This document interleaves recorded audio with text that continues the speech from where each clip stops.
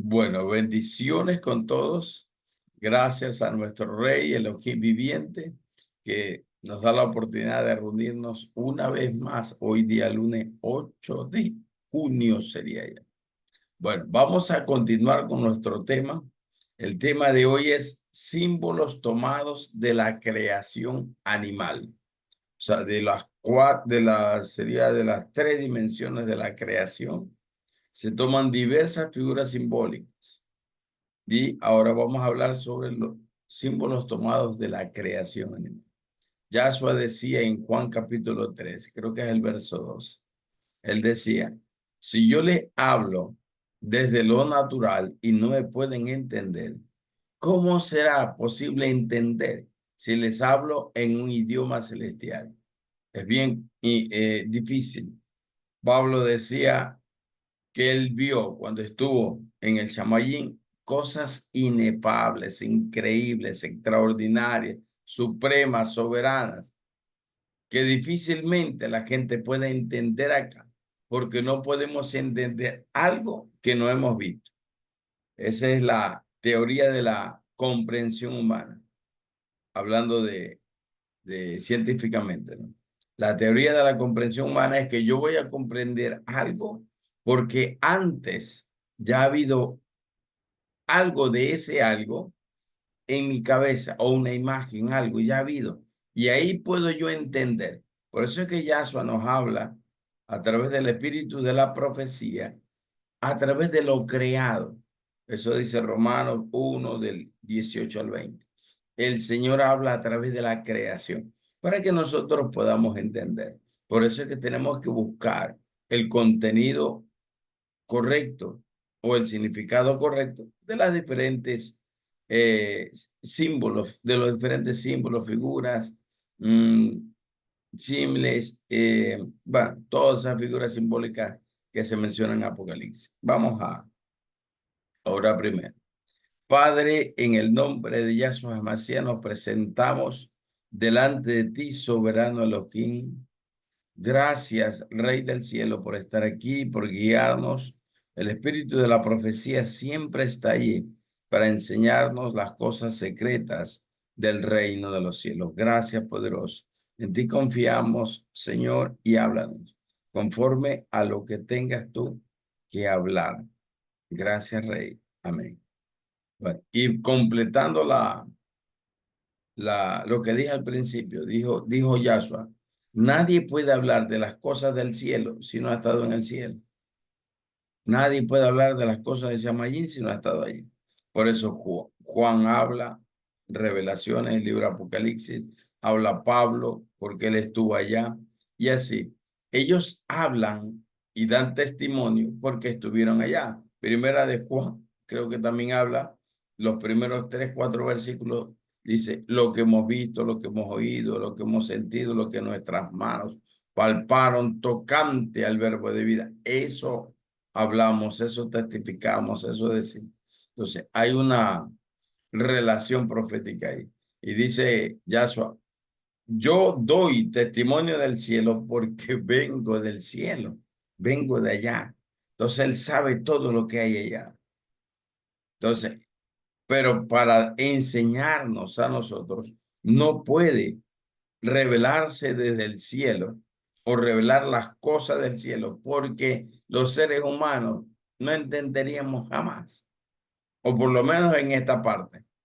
Cuando venga la redención plena, completa, ahí lo entenderemos todo.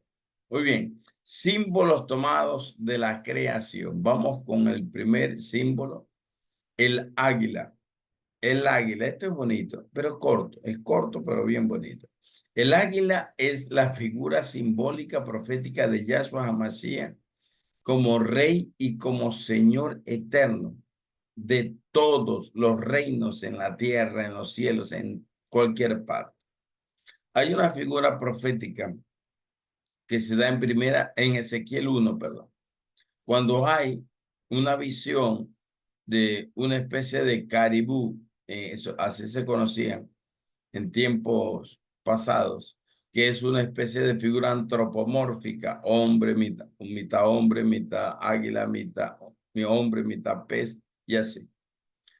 Recordemos que casi la mayoría de los falsos dioses tienen esa configuración. Es una parte hombre, otra parte animal. Por eso desde ahí parte todas las figuras demoníacas, digamos así, que son una configuración antropomorfa. Entonces, aparecen, dice, una especie de ser viviente, cuatro lados. En sus cuatro lados tiene cuatro rostros y uno de los rostros que aparece es el águila. O sea, hay un águila, un león, un buey y un ser humano. Entonces, eso representa toda la creación o los seres creados. El ser humano, el hombre, el león a las bestias de la tierra, rey de la selva se lo conoce al león, el águila se la conoce como la reina de las aves, y así, y al buey, que representa el supremo sacrificio. Eso dice Levítico 1 y Levítico 2. El supremo sacrificio o el animal de mayor alta estirpe, precio y todo eso. El precio más alto en cuanto a un sacrificio o una ofrenda se refería. Por eso es que aparece el buey allí y representa la redención por medio de Yahshua HaMashiach. Yahshua se presenta como el rostro de águila, porque son configuraciones de Yahshua. Se presenta como rostro de águila, como el Señor del Espíritu, de la profecía eterna, o como el profeta eterno, que viene a ser lo mismo.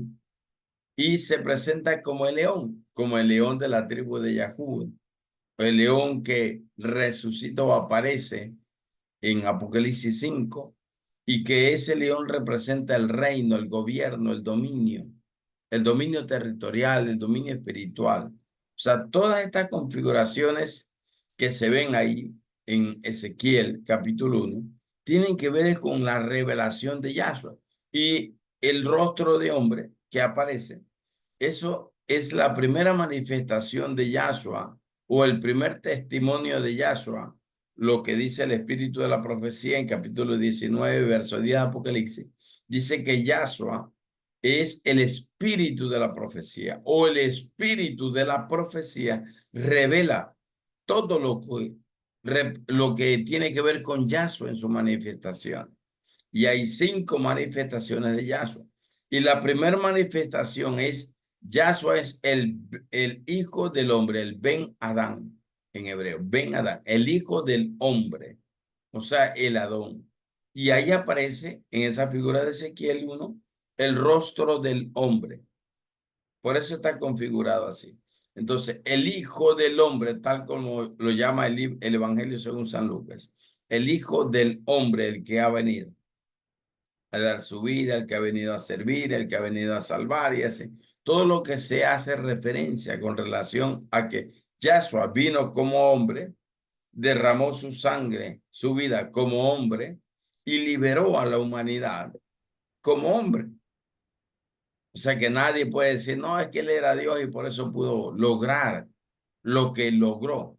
No, él vino como 100% hombre. Por eso es que aparece esa figura profética y ya estaba anunciada.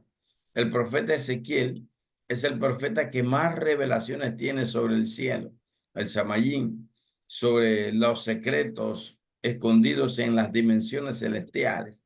Es el profeta, si usted lee casi todos los capítulos de Ezequiel, tienen que ver precisamente con la revelación de la gran Sí. plataforma celestial, porque así le llama él, la gran plataforma celestial. Y no es otra cosa más, como lo dice al final del capítulo 1, que la manifestación de la gloria del Elohim. Entonces, ese ser viviente que se mueve con 4 rostros, eso representa a Yahshua. Y Yahshua es el buey, el que hace el sacrificio supremo por toda la humanidad. Así va configurado. Entonces, por eso es que él es, o el águila, perdón, es la figura simbólica profética de Yahshua HaMashiach como el rey del cielo, como el rey del cielo. El león es como el rey sobre la tierra. Y así va. Y la figura de hombre como el rey sobre todos los hombres creados, sobre la humanidad. Todo tiene que ver en este sentido con la figura de rey. Por eso es que hay algunos pasajes bíblicos donde señalan, inclusive simbólicamente, precisamente la figura del águila. Y ya mismo lo vamos a ver. Muy bien. Yahshua es el Rey eterno, el Señor eterno, el que está por encima de todos los reinos creados en el universo. Él es el Melech HaMashiach, o él es el Melech, sería el Melech, Rey eterno, el Rey del universo, Melech HaOlam, el Rey eterno. Él es esa figura simbólica. Y también es la figura simbólica del Rey Mesías. Ahora, el águila simboliza al espíritu de la profecía en todas sus manifestaciones. Dije que Yahshua tuvo 5 manifestaciones. La primera fue como hijo de hombre. La segunda como el rey Mesías, como Yahshua HaMashiach, el Salvador. Y la tercera es como el Yahshua HaMashiach, el juez supremo.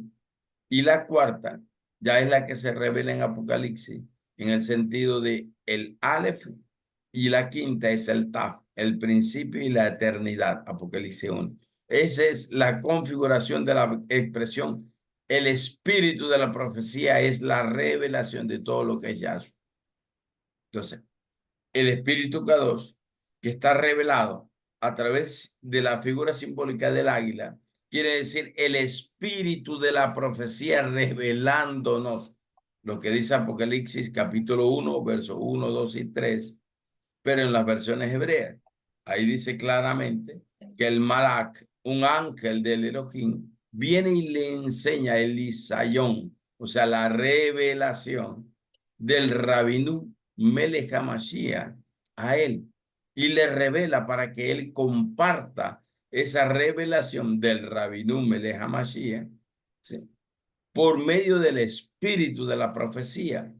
Por eso es que en este tiempo es tan importante entender la manifestación del Espíritu Santo, no solo como el Kadosh, no solo como el Espíritu Eterno, no solo como el Consolador, lo conocemos como el Consolador, como el Espíritu Santo y fuego, el que nos bautiza, el que nos llena, el que nos inunda de la presencia, el Espíritu del testimonio, que da el testimonio del Mashiach.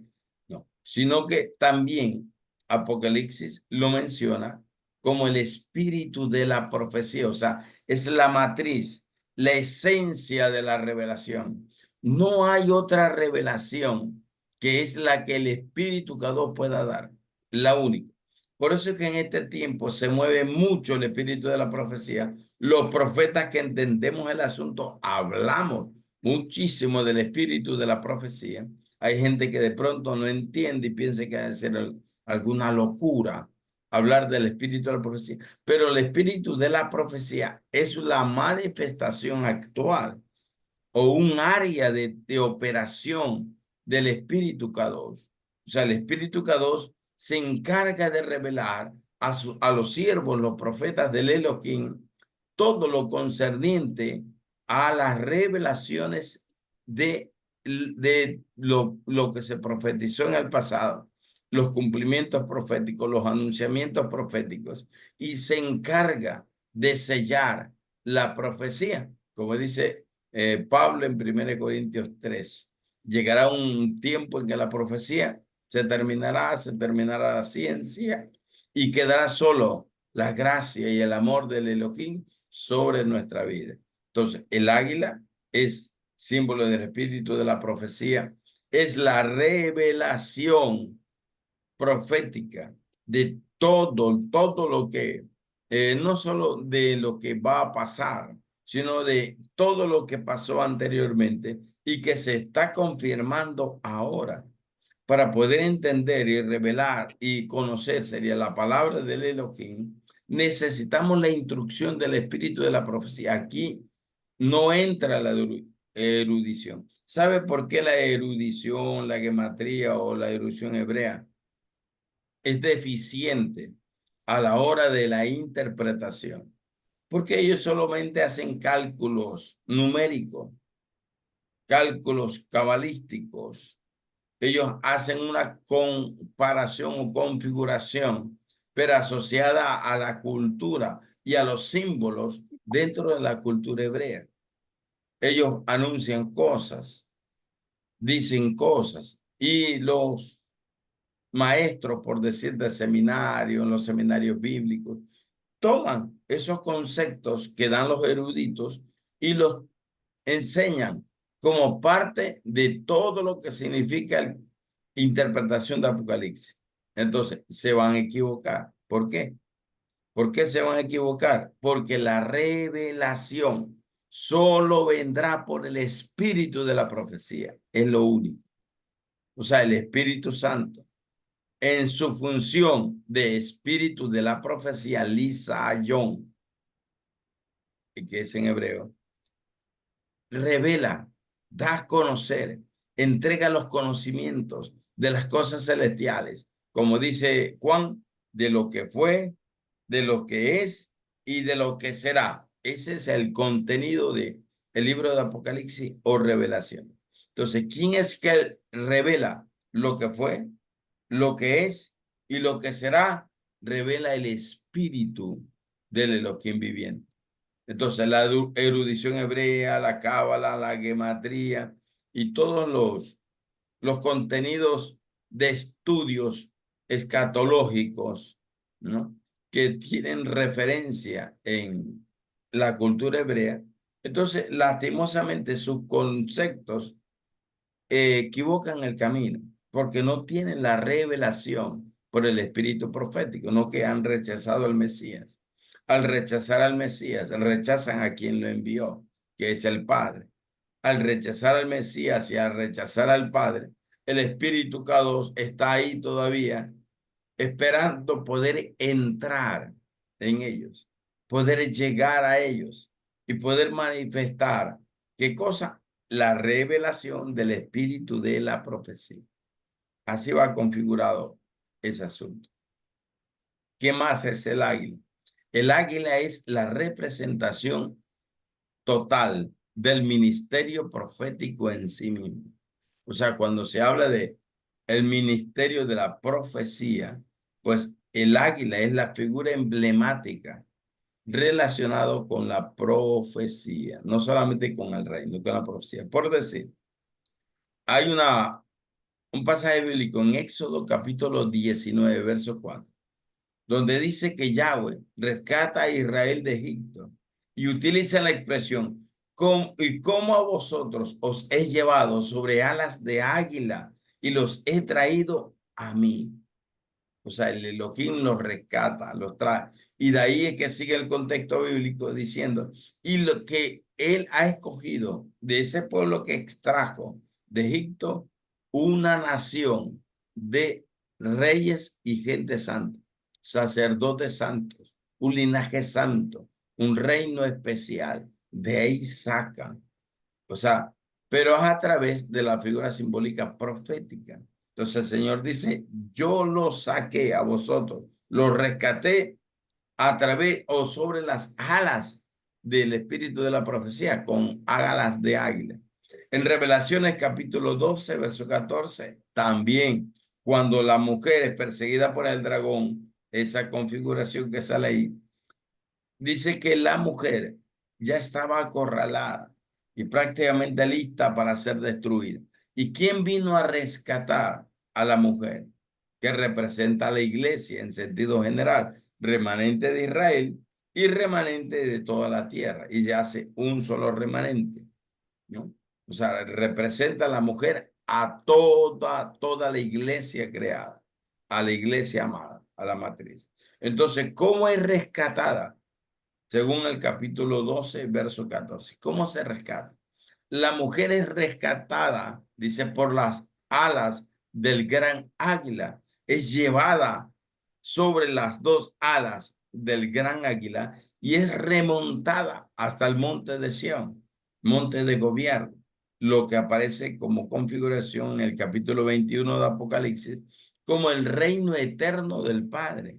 donde viene la revelación de la ciudad, de la gran ciudad, la configuración de los muros, la configuración de la estructura, del diseño, de cómo, de qué material es formada la ciudad y así. Pero representa todo eso el gobierno. Entonces, el espíritu de la profecía nos lleva al reino del Elohim, transporta a aquella mujer que representa a la iglesia y la lleva hasta el monte de Sión y la vuelve inalcanzable para las tinieblas. O sea, si hay algo inalcanzable, configurativamente hablando, para las tinieblas, es la revelación de la profecía y su cumplimiento. La iglesia que ha sido lavada por la sangre del Cordero es protegida, es guardada, es resguardada por alas del gran águila. ¿Quién es el gran águila? Yahshua. Yahshua es el gran águila, ¿no? Es llevado. O sea, Yahshua resguarda, Yahshua protege, Yahshua da cobertura, Yahshua pone su manto, Yahshua pone su sangre. Y por tal motivo, el enemigo no puede alcanzar a la iglesia. La iglesia es resguardada y protegida y por lo tanto no la puede alcanzar. En casi unos 8 pasajes bíblicos, tanto de Apocalipsis y de otros lenguajes apocalípticos, habla precisamente de que la iglesia redimida no puede ser tocada por los espíritus malignos. Así como a Yahshua nadie lo pudo tocar, como dice la escritura, salvo el día que era necesario que él padeciera como hijo de hombre, salvo ese día o esas horas. Pero a él nadie lo pudo, a Satán no tuvo autoridad sobre él. Entonces, esa misma posición de autoridad es la que, o cobertura sería, es la que Yahshua hace sobre nosotros. Yahshua es el que nos da la cobertura. Yahshua es el que nos cubre y por eso somos inalcanzables. No es el apóstol. El apóstol no se puede ni cuidar a sí mismo. Tiene que buscar la cobertura de la sangre del Cordero. El profeta no se puede cubrir a sí mismo. Tiene que ser llevado en las alas del gran águila. Entonces, es Yahshua la que nos cubre y nos abraza. Yahshua es el que nos protege, el que nos resguarda, el que da la cobertura plena y total. Y es la que es Yahshua, nuestra cobertura, lo que permite o hace que el maligno no nos pueda tocar. De la misma manera como el maligno no pudo tocar a Yahshua, porque Yahshua se lo dijo, el mal, el maligno no tiene nada que ver conmigo. Asimismo, todos los redimidos por la sangre del Cordero no tienen nada que ver con las tinieblas, porque están redimidos por la sangre del Cordero. Por eso es que una clave importante, fundamental para nuestra defensa es acudir al tribunal del Mashiach. Y al acudir al tribunal de Mashiach, nuestro derecho legal de protección, de perdón, de gracia, es la sangre del Cordero. Entonces, la sangre del Cordero, que aunque nosotros arrastremos todo tipo de mal, la sangre del Cordero nos cubre, nos justifica, nos lava, nos limpia. Y lastimosamente para las tinieblas no puede hacer nada contra nosotros. Porque todo ese listado que ha traído para acusarnos, no puede hacerlo. No puede acusarnos porque como él es un fiscal acusador, pues que a veces los fiscales dicen son como fiscal del diablo, parece, son terribles. Acusan y acusan y hasta levantan mentiras para acusar a la gente y tratar de meterle en un juicio. Y después mantienen a veces hasta la mentira para que a las personas meterlas en prisión. Entonces, esa es la configuración. Entonces, el enemigo, aunque acuse, no puede hacer nada, porque la sangre del Cordero es nuestra protección total. Entonces, en esas dos configuraciones se ve el gran águila como la revelación profunda del espíritu de la profecía, del ministerio profético. Habla de todo tipo de revelación que solo viene por el espíritu de la profecía. Aquí no entra ni Nostradamus, que sí, que el libro de Nostradamus, que Nostradamus ya lo dijo. Ah, que el libro de No, que el libro de No habla de todas esas cosas que van a suceder en el tiempo futuro, cuando, bueno, terminen todas las cosas y el reino de los cielos se manifiesta. ¿No? Esos son libros de historia, libros, en algunos casos, libros hasta satánicos, en el caso del libro de No. Y así. Entonces, tiene que ver con todo esto. La, eh, el águila es símbolo del ministerio profético. Recuerden que hay una figura profética, que no me acuerdo ahorita el pasaje. No me acuerdo si es el mismo Zacarías, pero dice Zacarías, o bueno, dice esa escritura, que dice, llamo a un águila, dice, llamo a un águila para hacer el anuncio profético. Y ese águila es Yeshua. Y se lo llama al norte, al sur, lo llama por todos los lados, a un águila. Y ese águila viene en rescate, en restauración, en bendición, en favor. Sí, entonces, lo primero que hace es anunciar proféticamente a Yahshua que él va a venir, va a rescatar, va a liberar, va a dar vida, va a redimir, va a hacer un pacto y así. Toda la configuración que corresponde a el águila. Muy bien. Vamos a avanzar. Entonces nos quedamos allí. El águila, espíritu de la profecía, revelación profética, ministerio profético, representa a Yahshua como el rey profeta, el melech de la profecía, representa eso. Muy bien. La segunda, el segundo símbolo tomado de la creación animal es las aves, en sentido general, las aves. ¿Qué representan las aves?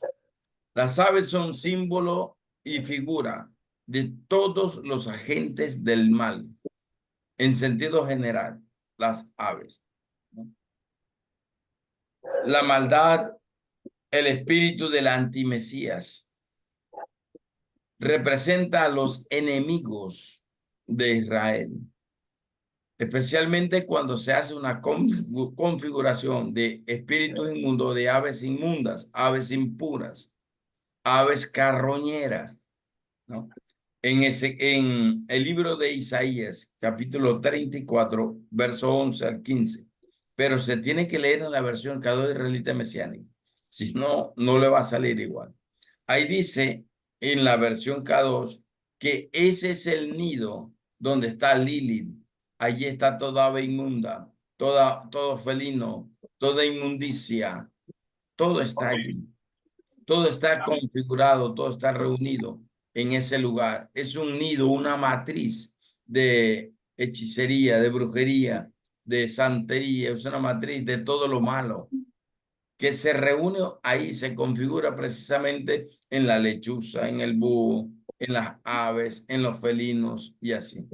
Usa una configuración rara. Y si usted se fija, todos los animales que se configuran ahí tienen la visión en forma de reptiles. O sea, nuestro ojo es redondito, ¿verdad? Pero el de los animales es como alargaditos, ovalados, alargaditos, ¿verdad? Entonces, así aparece. Y ahí es que aparece un culto de los masones Illuminatis, a los que ellos le llaman los reptilianos. Es una configuración, quizás en determinado momento de una situación física, donde algunos que practican dentro de la masonería Illuminati, conocido ese grupo como los reptilianos, justamente sus ojos muchas veces se configuran o se ven como los ojos de los animales, de los felinos, de la serpiente, de las aves, que es alargado, así mismo. Entonces, por eso es que está relacionado las aves, especialmente con toda la fuerza de maldad, con los abismos infernales, con el desierto de Dudael, con el monte de la destrucción, con la matriz de la iniquidad. Está relacionado con todo eso. Pero para poder entender bien el versículo de Isaías 11 al 15 del capítulo 34, necesitamos leerlo en la versión hebrea. Si usted lo lee en las otras versiones, no aparece el nombre de Lili, no aparece la expresión aves, toda ave inmunda, entonces aparece ahí. O sea, es una configuración del mal, una configuración opuesta a la figura del águila que representa al espíritu K2, con la figura de la paloma que representa al espíritu K2 también, ¿no? Pero en el caso del águila, el espíritu de la profecía. Y así es que va configurado. Por eso debemos entenderlos. Muy bien. Otra figura simbólica. Alguien tiene un micrófono abierto y parece que, no sé si se quedó dormido, pero hay una película viendo ahí o un audio. Trate de ponerle un pare para que no interrumpa. Muy bien. El tercer animal que aparece dentro de la configuración de Apocalipsis es el becerro. El becerro es símbolo o figura de Yahshua. Su nobleza, su estirpe, tiene que ver con Yahshua mismo. Hay muchas, o sea, Yahshua tiene o se manifiesta a través de muchas configuraciones. Como les dije en Ezequiel 1, los cuatro rostros, ahí aparece el becerro, ¿no? El becerro, el águila, el león y el rostro de hombre. Entonces, eso representa a Yahshua y representa la fuerza, el vigor, ¿no? Por eso es que el becerro representa al Mesías en sí mismo. Es la Profeta, figura simbólica del inmolado, del cordero inmolado. Como dice disculpe, Levítico profeta, hay 16 mucha interrupción e ahí con ese Isaías micrófono, no podemos escuchar. 53. ¿Ya? El becerro es lo opuesto al macho cabrío. Recuerde que Daniel tiene una visión y en la visión que él ve encuentra una lucha entre el macho cabrío y un becerro. Hola, mi pasto querido. El macho cabrío y un becerro. A ver si me ayudan poniéndole cerrándole el micrófono al que está ahí, que no ha entendido, que está. ¿Ya? El becerro es lo opuesto al macho cabrío. Es lo opuesto. Y aparece como en la figura de Daniel o en las visiones de Daniel, aparece como una lucha entre el macho cabrío y el becerro. Dice que el macho cabrío lo hiere al becerro, lo hiere. Entonces, esa herida es lo que representa el sacrificio del Mesías. El sacrificio, por eso aparece como herido ahí. Ahí también aparece otro término que más adelantito lo vamos a ver, el que sigue, que tiene que ver con las bestias. Entonces, en el libro de Daniel, capítulo 8, en el libro de Revelaciones, capítulo 17, capítulo 18, ahí aparece en la figura de este becerro. Y dice que de alguna manera este macho cabrío o becerro mata o destruye, arremete con fuerza contra el pueblo K2 para tratar de destruirlo. Entonces, es una lucha espiritual entre el bien y el mal. Esa es una configuración. En este caso, el becerro representa a Yahshua. El macho cabrío representa a Hasatán. Y es una lucha entre el bien y el mal, entre el reino de los cielos y el gobierno o los gobiernos humanos que estaban bajo el dominio de Hasatán en ese sentido. Muy bien, para entenderlo mejor vamos a entrar en la siguiente palabra que se conoce como las bestias en sentido general. Note esto, águila y las aves. El becerro, que representa a Yahshua, sacrificio supremo, y las bestias. ¿Qué representan las bestias? Las bestias vienen del griego serión. Se usa el griego serión, ¿sí? ¿Qué significa salvaje? O sea, es una bestia salvaje, indomable. No se lo puede controlar. Es una bestia terrible, que tiene una fuerza incontrolable, como en el caso de Job, cuando habla de Leviatán en el capítulo 41. No se lo puede controlar, tiene una fuerza extraordinaria, tremenda, es indomable. El único que lo puede cazar es Yahshua Mashiach, y con anzuelo, el único.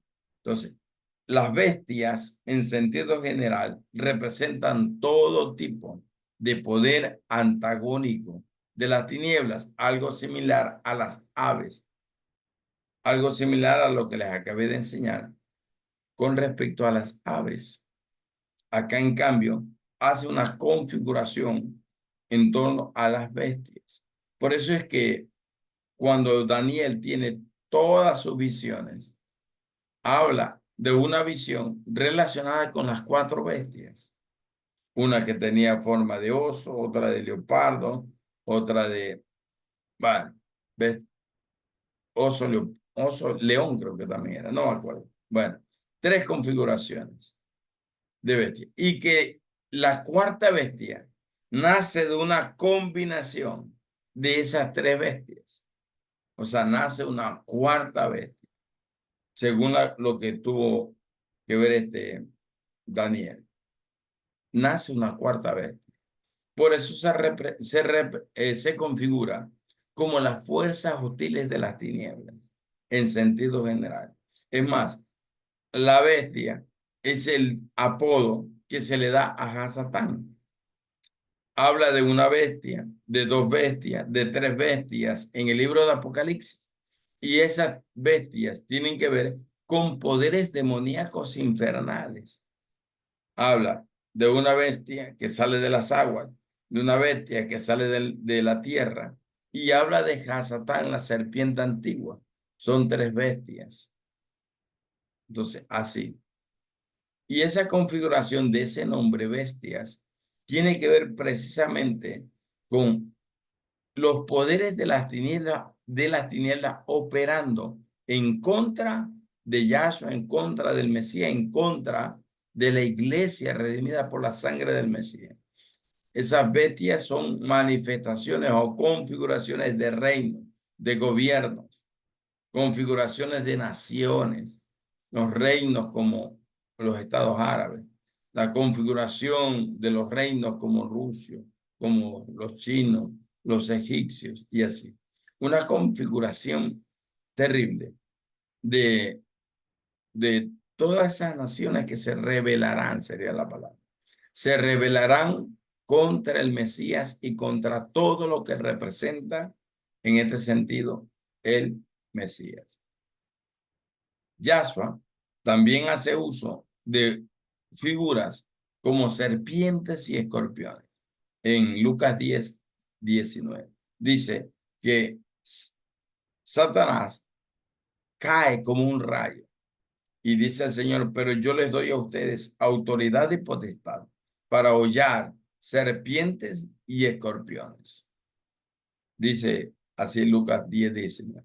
Esa misma expresión aparece en Apocalipsis 9, donde las bestias que salen del abismo, dice, tienen cabeza como de caballo, cabellera como de mujer.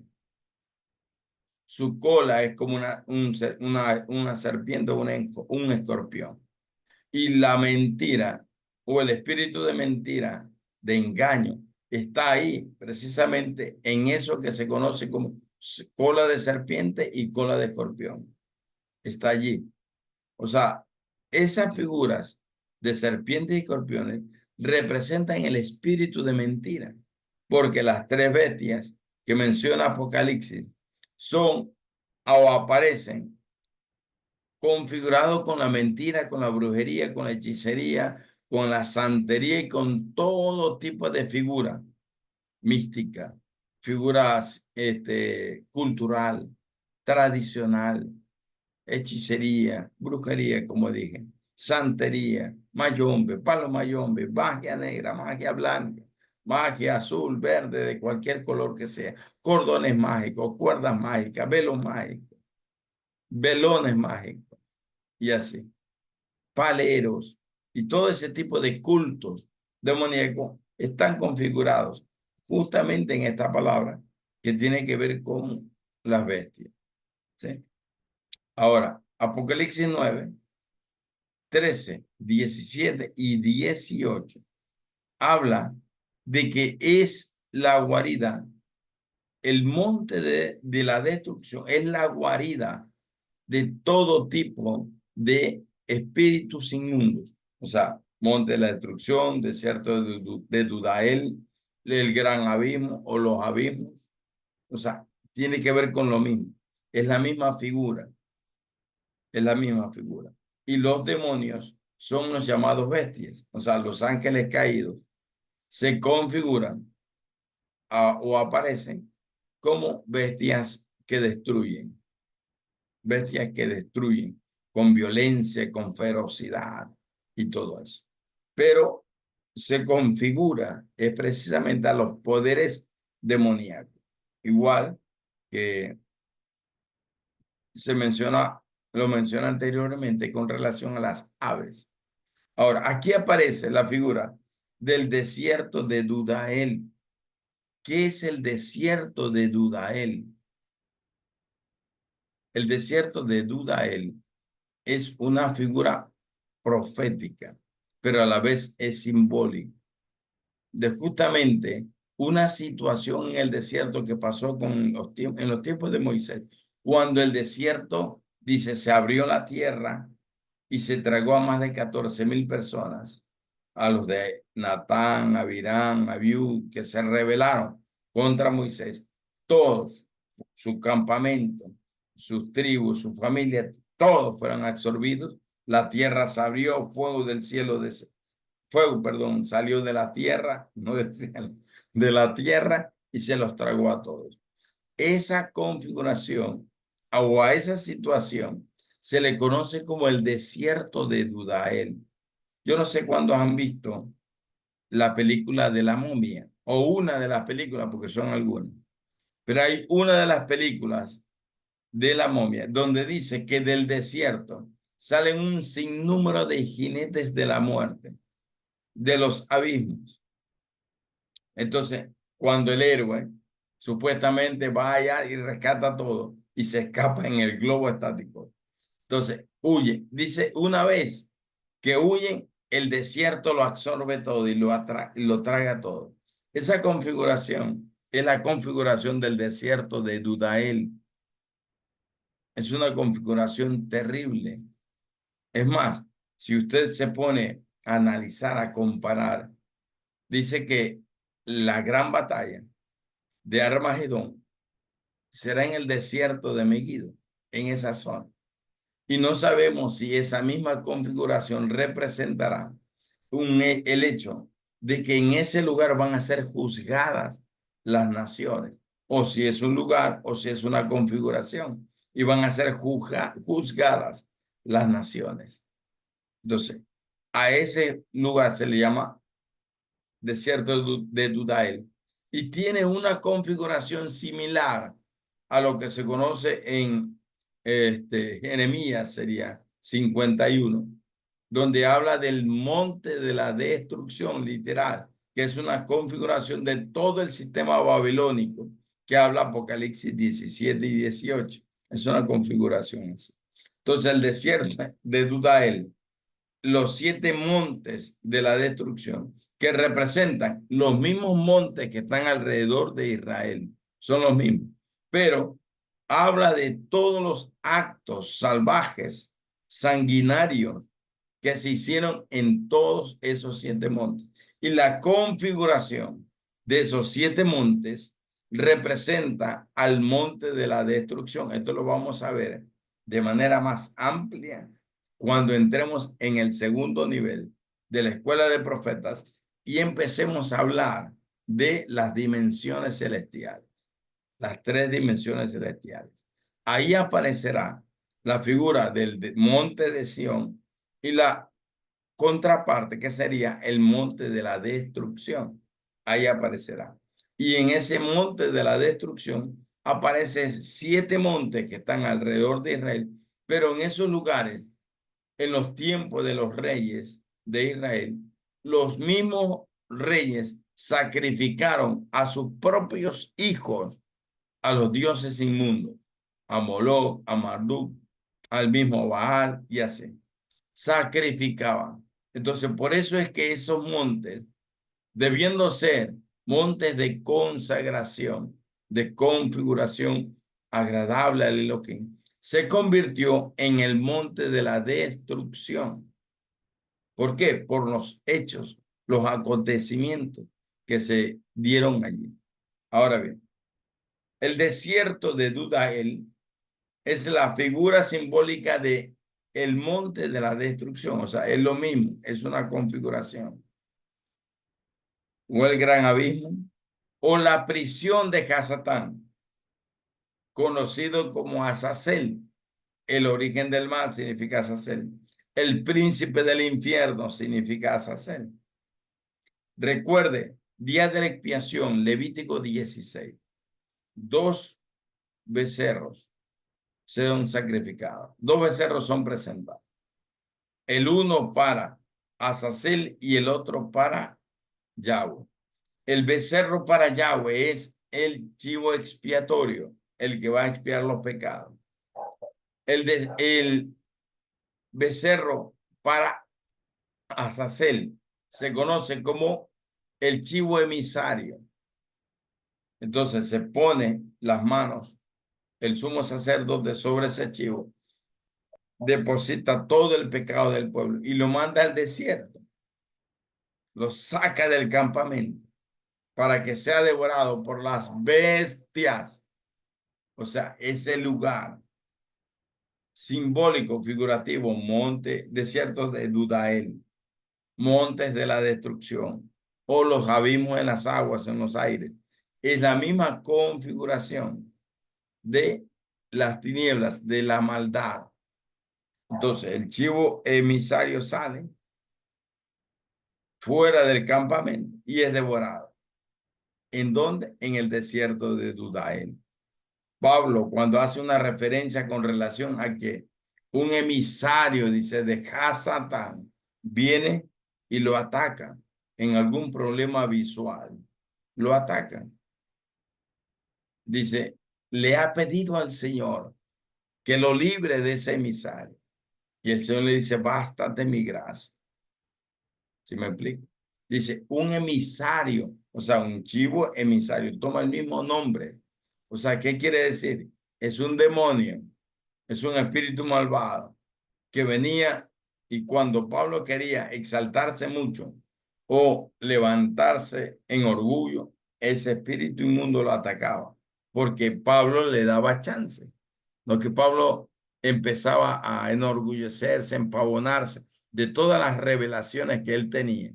Entonces, como se empavonaba, ese espíritu le bajaba, le decía, un momentito, estás en orgullo, estás en altivez, entonces me diste chance y ese espíritu lo atacaba.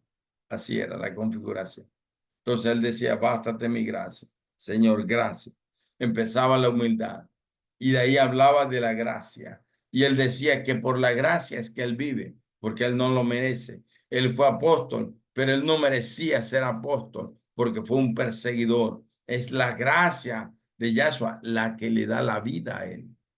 Ahí aparece esa figura. Entonces, el desierto de Dudael, en este caso es la prisión de Hasatán. Miren, Hasatán no es omnipresente. Él no está en todos los lados. Él tiene a sus ejércitos, ángeles caídos, perdieron su dignidad, espíritu inmundo, configuración, las aves, configuración, las bestias, los que están en los abismos o que salen de los abismos. O sea, son los demonios. Los demonios son los que se mueven como un ejército ordenado. Los demonios. No es Hasatán. Hasatán no está suelto. Ese es un error. Hasatán no está suelto.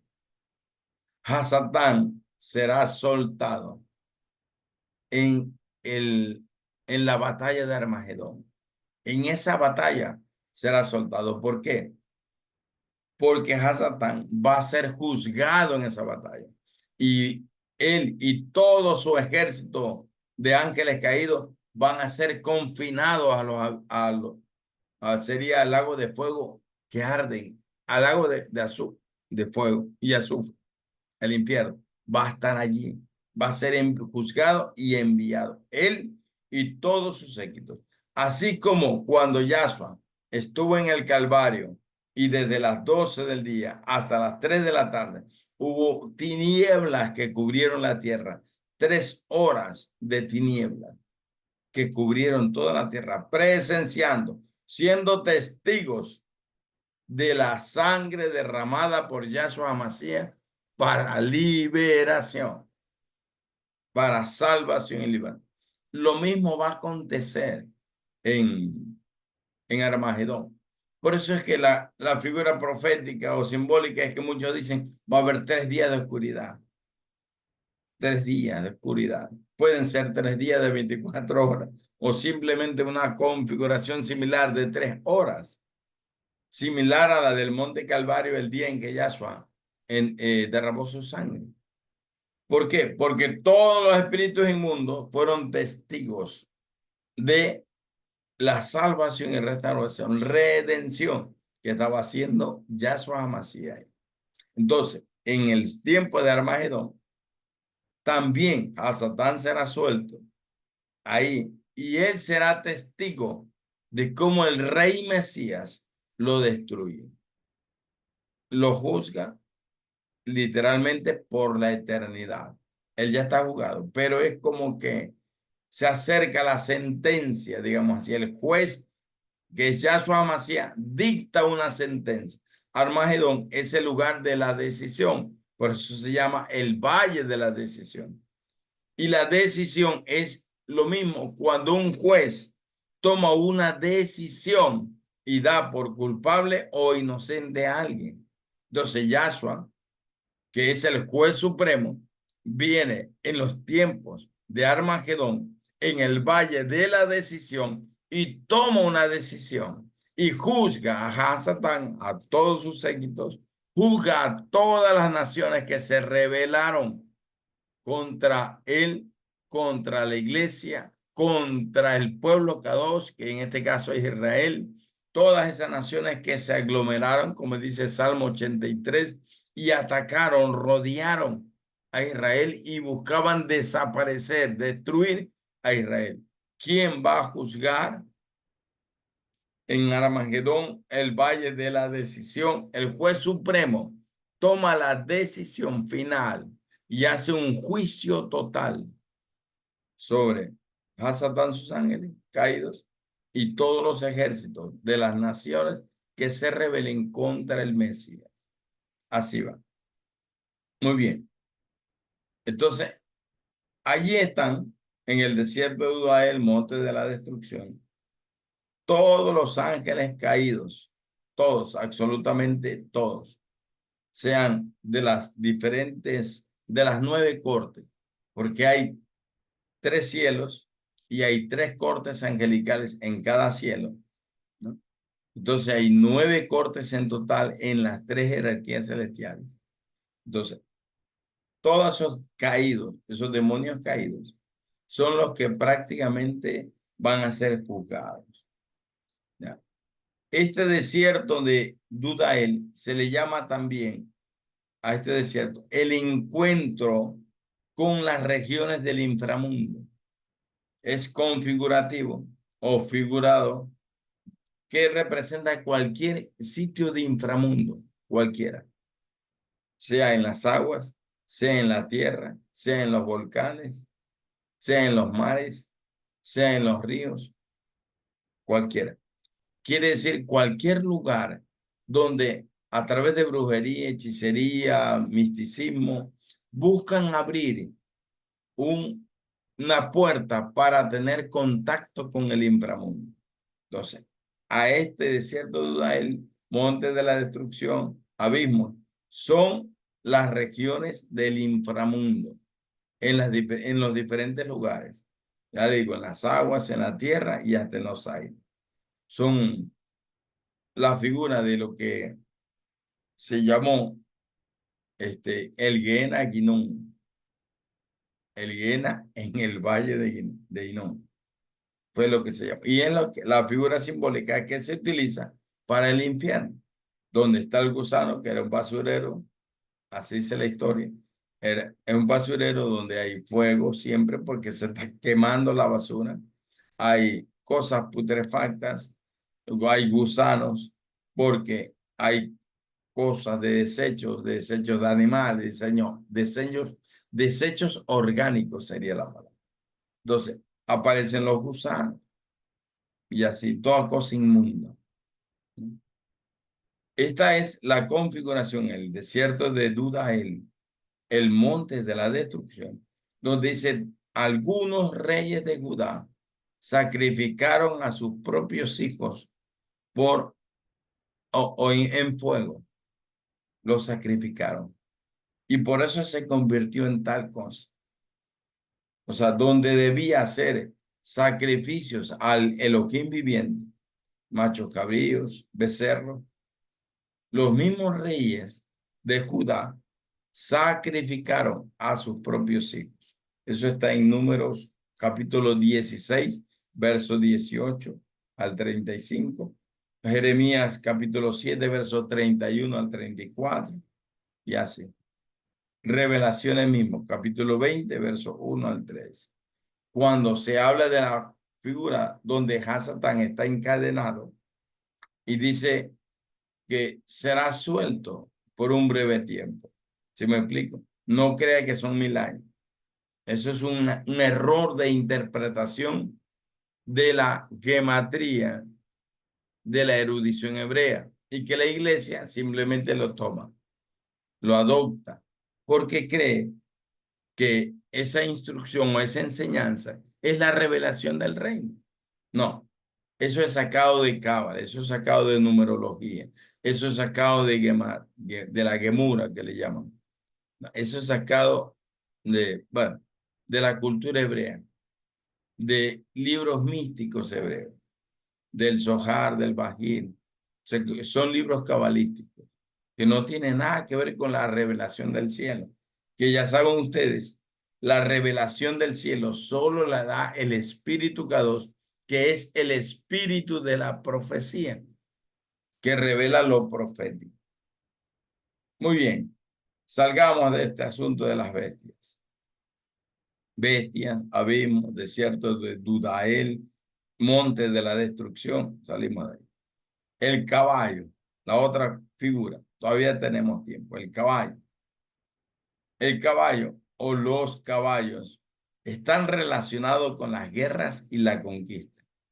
Todo lo que tiene que ver con poder hacer guerra con conquista. Es más, Armagedón habla de que hasta aquí llegará la sangre, subirá hasta el cuello el cuello de los caballos. Apocalipsis 9, cuando habla de los espíritus destructores, dice que tendrán su cabeza como de caballo. O sea, habla de guerras, habla de poder, habla de poderes espirituales, habla de fuerza, habla de un poderío que da avanzada, sería la palabra. Avanza, conquista, toma, al estilo Alejandro Magno, ¿no?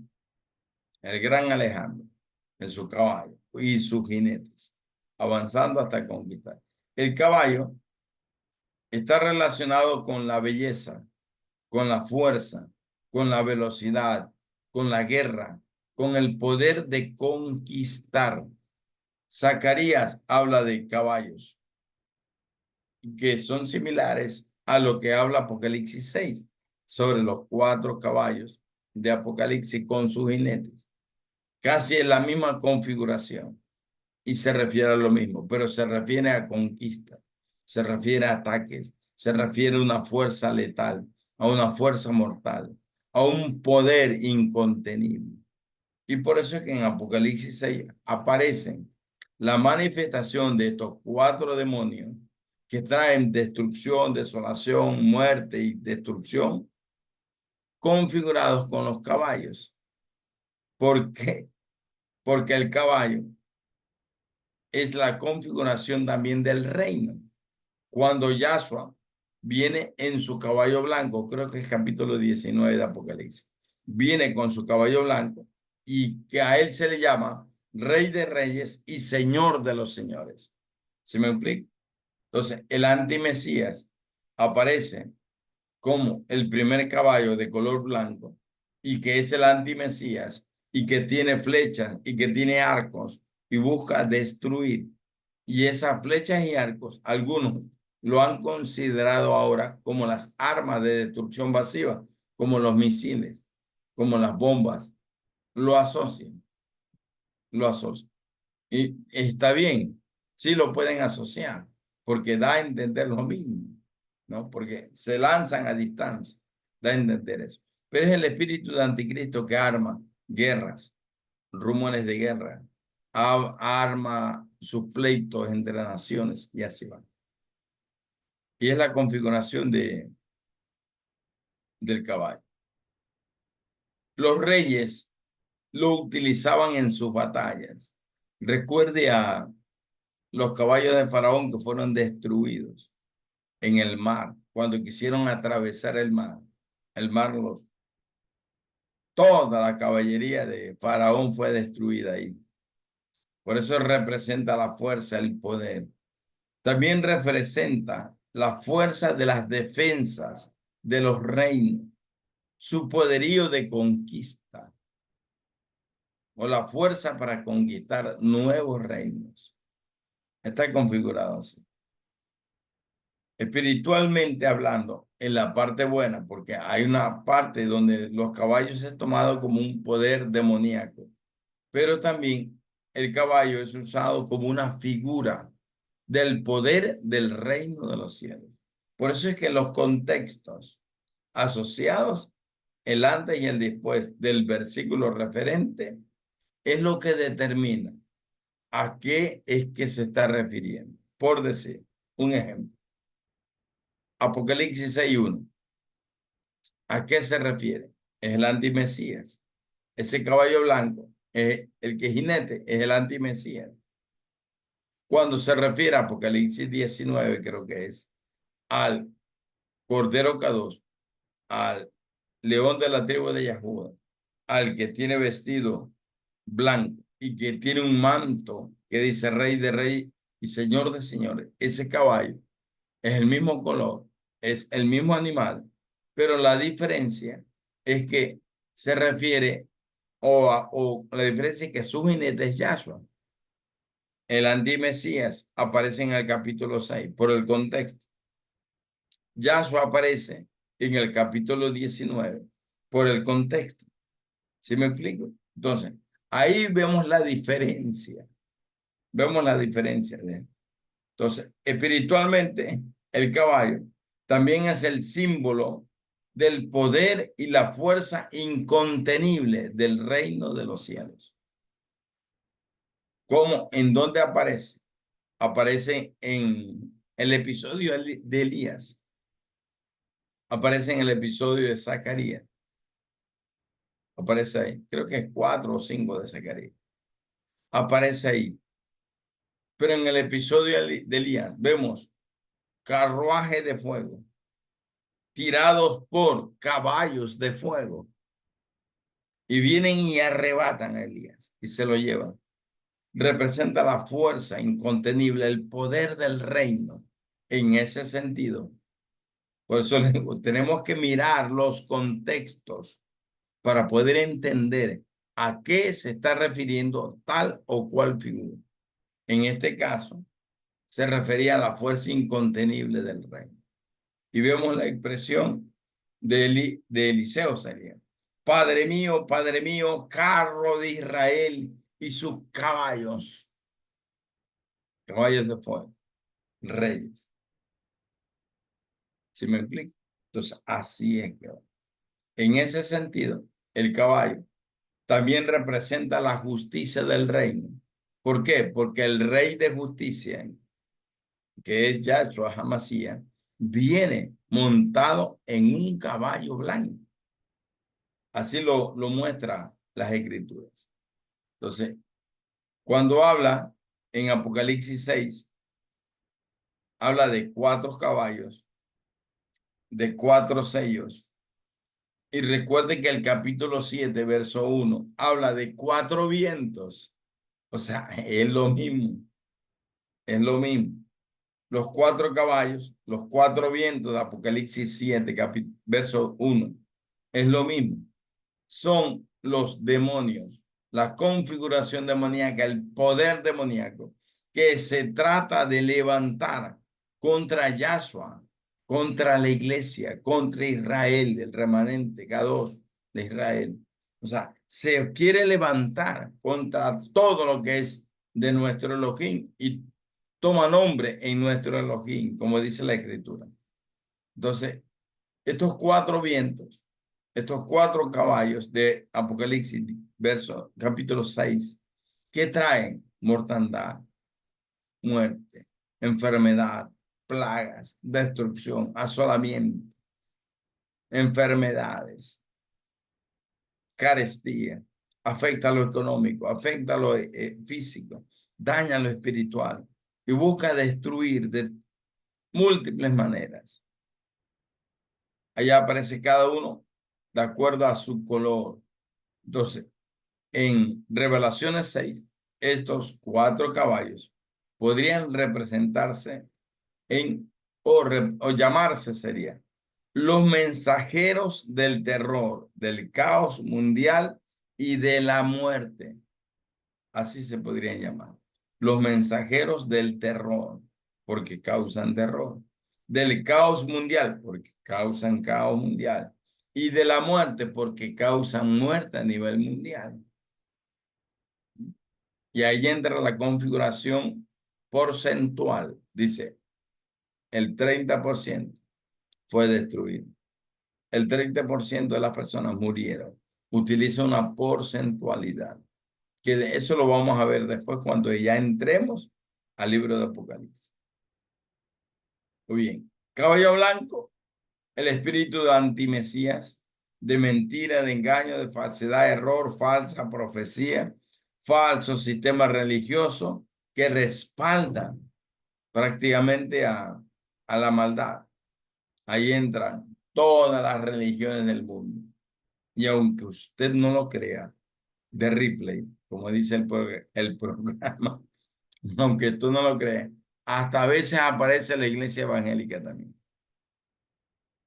con ese sistema religioso que mata a los profetas, que rechaza a los profetas, que busca destruir a los profetas, que se levanta contra los profetas. Por eso aparece ese grupito pequeño del sistema religioso de la iglesia evangélica que quiere matar a los profetas que le han sido enviados. Yahshua le envía profetas para que despierten a la verdad y ellos le cierran las puertas a los profetas. Ahí aparece ese pequeño grupito del sistema religioso evangélico. Ahí aparece.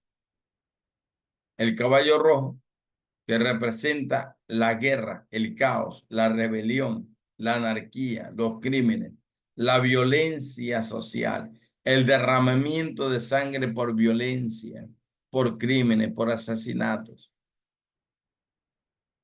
Mire todo lo que pasa en los países latinoamericanos. ¿Qué aparecen? Las estadísticas dicen muertes violentas. Está al techo. Ecuador aparece como uno de los países más altos en hechos violentos. Ecuador, 4 ciudades de Ecuador aparecen como las más violentas entre las 12 más violentas. Después de Haití, que Haití le gana a todos, aparecen. Entonces, a eso se refiere el caballo rojo.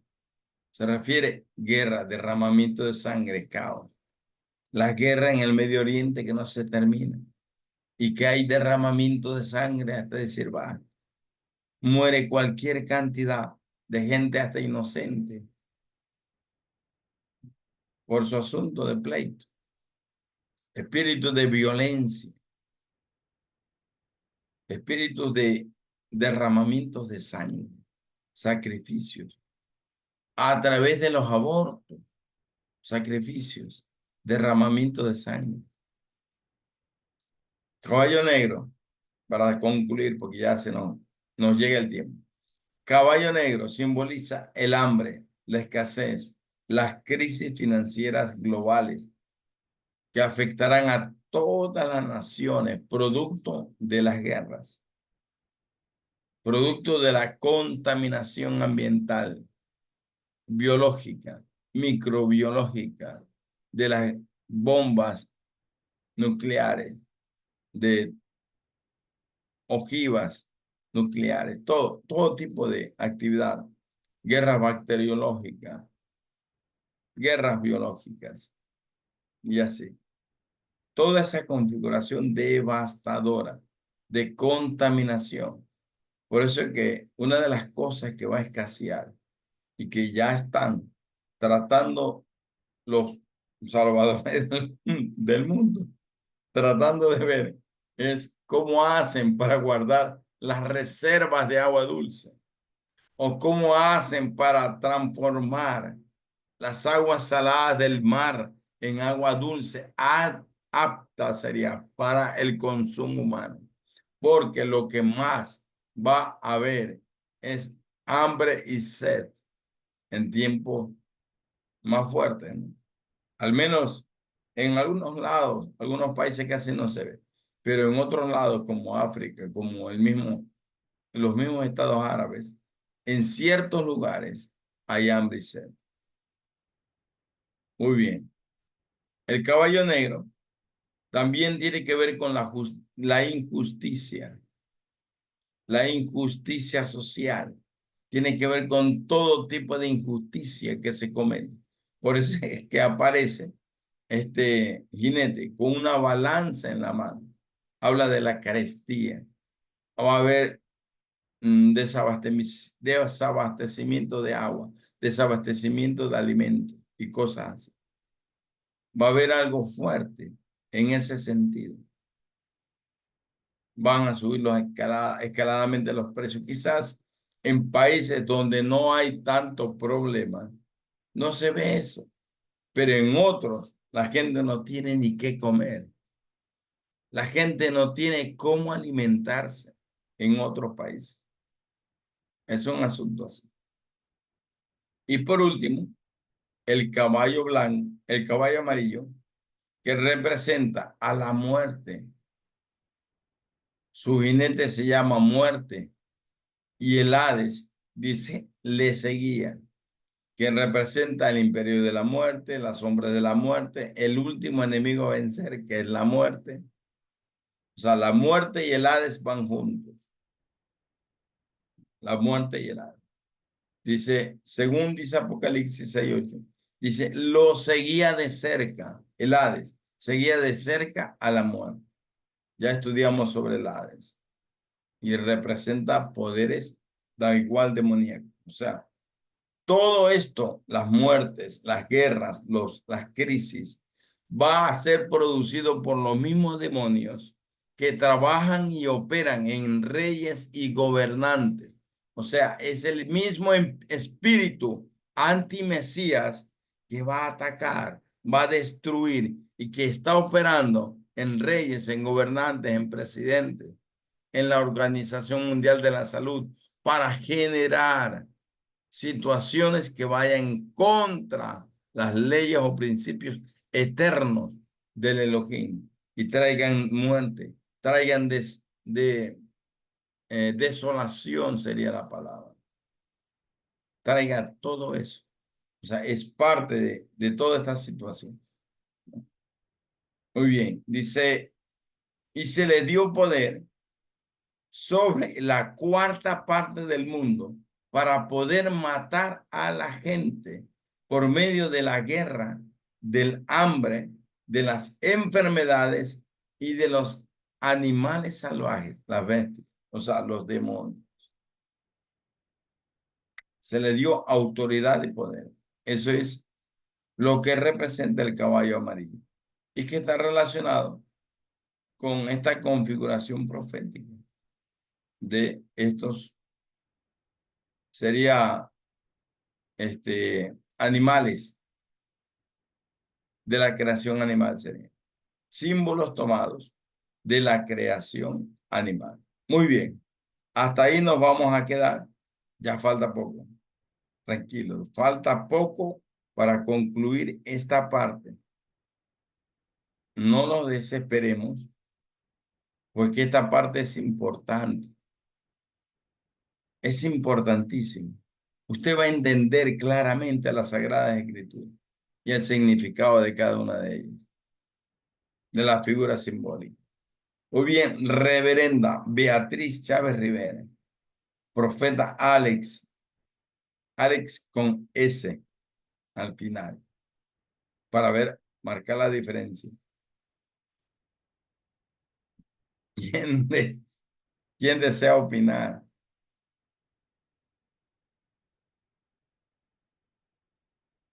Yo, profeta Rubén. Adelante. Bendición. Ese espíritu de gozo me gusta. Aleluya. Gloria a Dios. ¿Quién no se goza con esta revelación? El espíritu de la profecía nos ministra a nosotros y somos alegres por eso, porque a Dios le plació revelarnos estas cosas a nosotros, los pequeños. Profeta Rubén, entonces la rebelión de Coré, esa multitud que murió en el desierto en la rebelión de Coré, marcó ese desierto descendiendo a los Sí, abismos o al infierno vivos. así Ellos, es. porque descendieron vivos cuando se rebelaron contra Moisés Ajá. ahí en el desierto y descendieron vivos al desierto. Entonces ellos marcaron ese valle para el valle de la decisión, descendiendo vivo. Sí, podría decirse, es la misma configuración del Valle de la Decisión, Armagedón. Es la misma configuración de la maldición del desierto de Dudael, lo mismo. O sea, es una configuración, es una conexión sería con el inframundo de manera directa. Entonces, pero el hecho de que, ¿por qué vivos? Porque generalmente cuando las personas son tragadas o van al infierno, no hay otra palabra en la Biblia que revele que descendieron vivos. Entonces, la razón de que descendieron vivos, no fue para ellos marcar que el espíritu de desobediencia fue prácticamente el sello de ese lugar ahí que lo marca como el desierto del Valle de la Decisión. O Ya. porque lo que me inquieta a mí es por qué vivos. Bien, hay cosas que se dieron en el pasado como ejemplo. Por decir, lo de Sodoma y Gomorra fue un ejemplo, un castigo por la desobediencia, la inmoralidad y la desobediencia a todos los principios eternos. Ese ángel que mató como a 150,000 personas, no sé cuánto, no me acuerdo ahorita. Los mismos 14,700 creo que dice la escritura, que murieron en el desierto en la rebelión de Coré. Son solo ejemplos, ejemplos de que Dios, el Señor, el Elohim, castiga la maldad, castiga la desobediencia y que todo el que ora mal terminará mal, que todo el que se rebela contra el Elohim verdadero recibirá el castigo del Elohim verdadero. O sea, son ejemplos, son hechos como únicos, trascendentes, que quizás en algunos casos sí puedan repetir, como cuando hacen las comparaciones, que la tierra se abre por terremotos, por lo que sea, y se traga a la gente viva. Y fuegos, sí ha habido esos casos en este tiempo, en este siglo, por decirlo así. Sí ha habido esos casos. Pero son casos, como le digo, muy aislados. Pero son casos donde Yahweh juzga la maldad de la gente. Pero hay otras maneras de juzgar la maldad, no solamente que la tierra se los trae, que el fuego los consuma. Hay otras formas a través ¿cómo es? De, de situaciones tan fuertes como maremotos, terremotos y todo eso, que viene a ser casi lo mismo. Es como que si los abismos en las aguas se abrieran, los abismos en el mar se abrieran, los abismos en la tierra a través de la explosión de un volcán, como sucedió en Armero hace como 40 años. ¿Sí me explico? Que más de 25,000 personas murieron y fue destruida la ciudad de Armero, en Colombia. Entonces, por el volcán El Delgado del Ruiz. Así, hay situaciones así.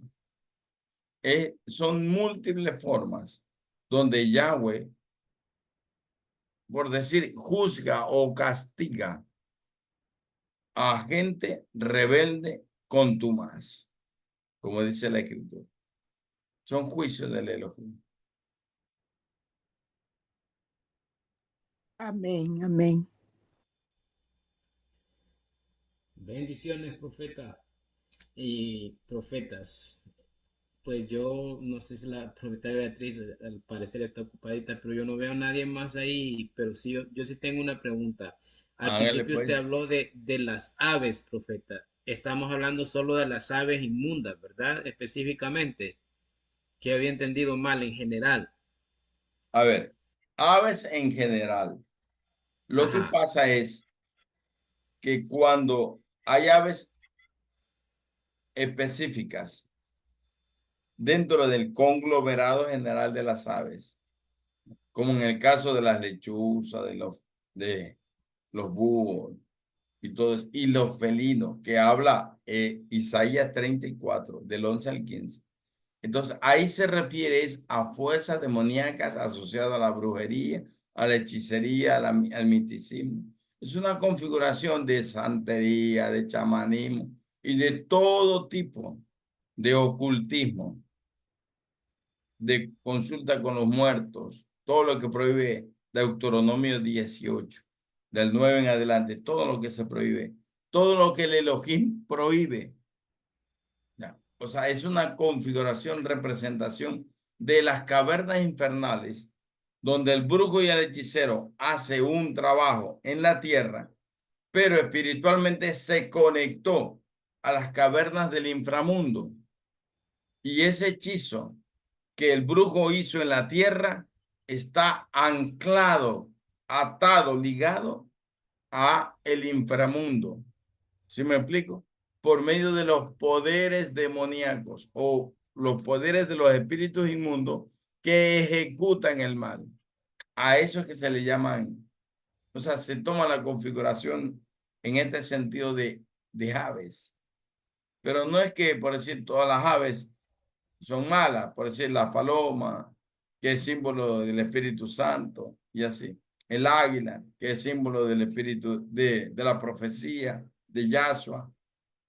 Pero lo que tiene que ver con todos los carroñeros, el cóndor mismo, los carroñeros, ¿no? ya, Ahí ya. sí, eso tiene que ver con ese tipo de manifestaciones demoníacas, de lo malo, de los poderes del mal, del hechizo, del encantamiento.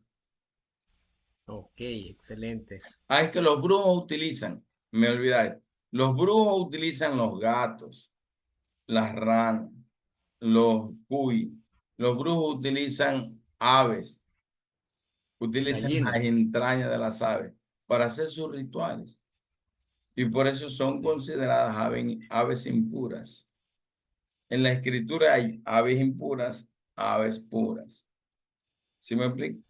Asimismo, animales puros, animales impuros, considerados así. Está clasificado de alguna manera de esa forma. Entonces, cuando me refiero a aves en general, me hago la alusión a los agentes del mal en general. Cuando se refiere a aves como el águila, se refiere al espíritu de la profecía y así va. Por eso es que hay que ver los contextos, cómo se dio. Porque a veces hasta las mismas aves, como los cuervos, que son carroñeros, dice la escritura, han sido usados por el Señor. Aunque algunos refieren que no se refiere a aves, sino a grupos de mercenarios, a los que se les llamaba cuervos. Entonces, y Sí. cosas por el Wow. estilo. Pero dejemos eso para los eruditos, ¿no? Sí, definitivamente, porque va a haber mucha confusión.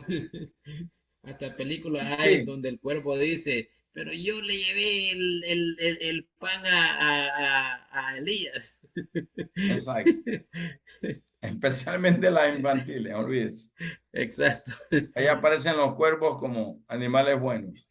exacto, Lo de Noé, que primero fue un cuervo, después fue la paloma y cosas. exacto, sí. Bueno, nadie más, profeta. Bueno, agradecemos al Elohim entonces por este tiempo y oramos, porque este es un tiempo donde tenemos luchas muy fuertes contra las tinieblas. El Elohim nos está llevando a luchas fuertes. Y comento que estuvimos haciendo unas actividades proféticas la semana pasada en Quito, en un lugar llamado el Templo de la Patria, donde hay todos los restos de las historias de la batalla del Pichincha, del 24 de mayo y cosas así. Pero esos lugares se convierten como en lugares de refugio de espíritus inmundos. Y tuvimos con el equipo profético por allá. Y tuvimos una lucha, pero cuerpo a cuerpo, y con los demonios, contra los demonios.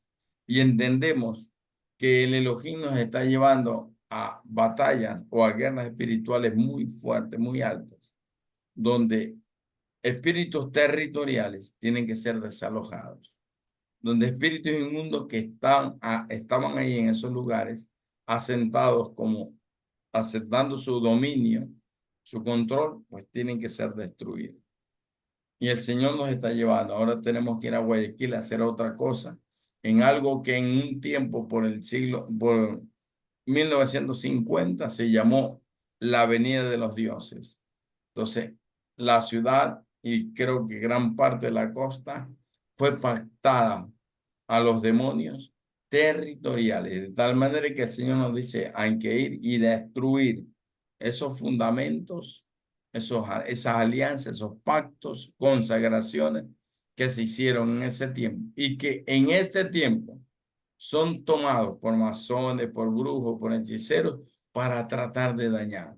El Elohim nos dijo que le dijo a uno de los profetas que hay antidiseños demoníacos que se hicieron en esa avenida llamada de los dioses de Guayaquil, que es la avenida 10 de agosto, hicieron en tiempo pasado y que están reviviendo ahora ataques contra más de 1.200 pastores. No sé si de la ciudad. Ya. Pero el asunto es que se está haciendo y el Elohim nos lleva a hacer guerras para destruir todo aquello. Bueno, vamos a orar para, para despedir. Padre, en el nombre de Yahshua, te agradecemos, Señor, en el Agradecemos, amor. Señor. Gracias por estar con nosotros. Gracias por darnos autoridad, victoria, darnos poder. Señor, gracias porque la sangre del Cordero Kadosh nos habilita. La sangre del Cordero Kadosh nos limpia.